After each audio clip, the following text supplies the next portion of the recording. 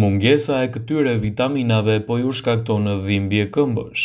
Nivelet e ulta të vitaminës D, magnezit, vitaminës B12 mund të shkaktojnë dhimbje të këmbëve për shkak të ndikimeve të tyre në sistemin e nervave dhe muskujve të këmbëve.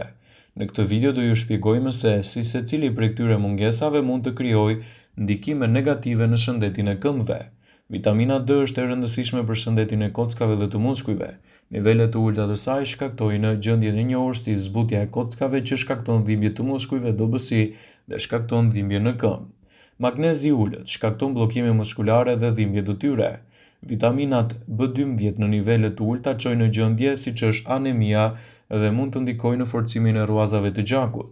Nëse keni shpesh dhimbje të këmbëve, duhet të bëni një konsult me mjekun për të evituar komplikacione. Vëmendje.